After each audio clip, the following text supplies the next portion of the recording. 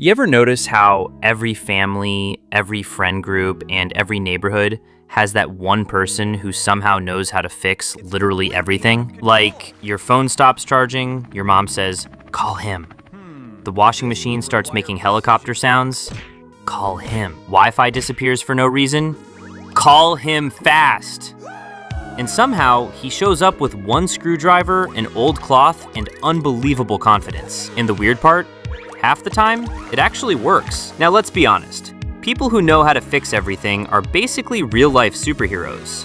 Except instead of flying around saving cities, they're crouching under sinks saying things like, who touched this? I swear these people can hear broken sounds like musicians hear music.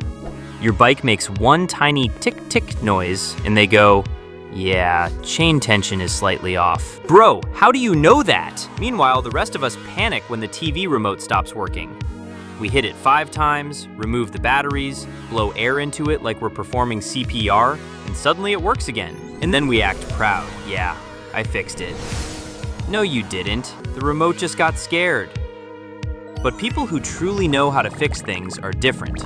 They stay calm in every situation. Normal person. The fan stopped spinning. Fix everything, guy.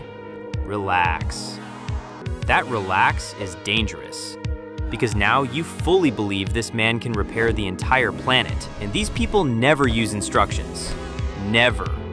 You hand them a manual with 400 pages and they look offended.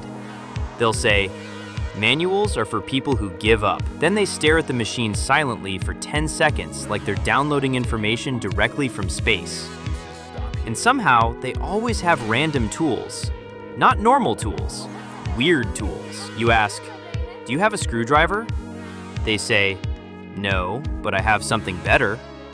Then they pull out a bent spoon, 2 coins, tape, and a tiny rusty object from 1998. And somehow, that becomes a complete repair kit. I once saw a guy fix a door using only a rubber band and pure confidence. The scary thing is, these people become too powerful. At first, they fix small things.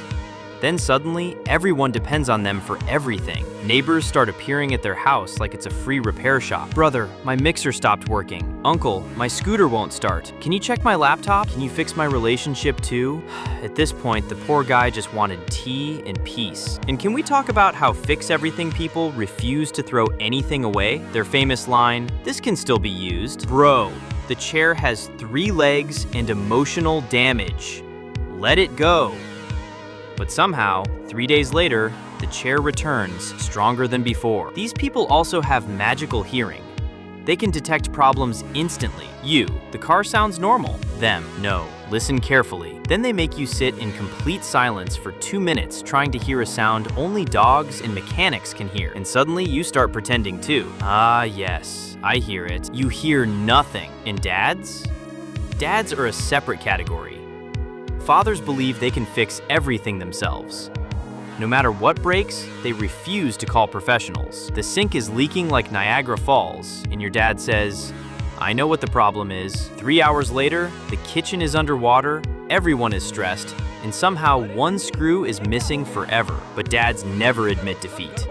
Even after causing absolute chaos, they'll stand up proudly and say, at least now we understand the issue. What issue? The floor is floating. But honestly, people who know how to fix things deserve respect because fixing isn't just about tools, it's patience. Most of us quit immediately.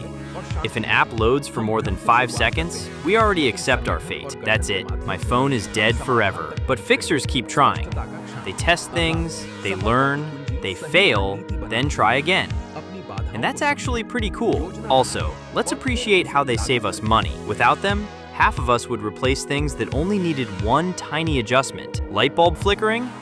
We think, time to buy a new house. Fix everything person. Tighten this. Done. Life restored. But there's one thing even these experts struggle with. Passwords. A person can repair engines, phones, pipes, and entire electrical systems.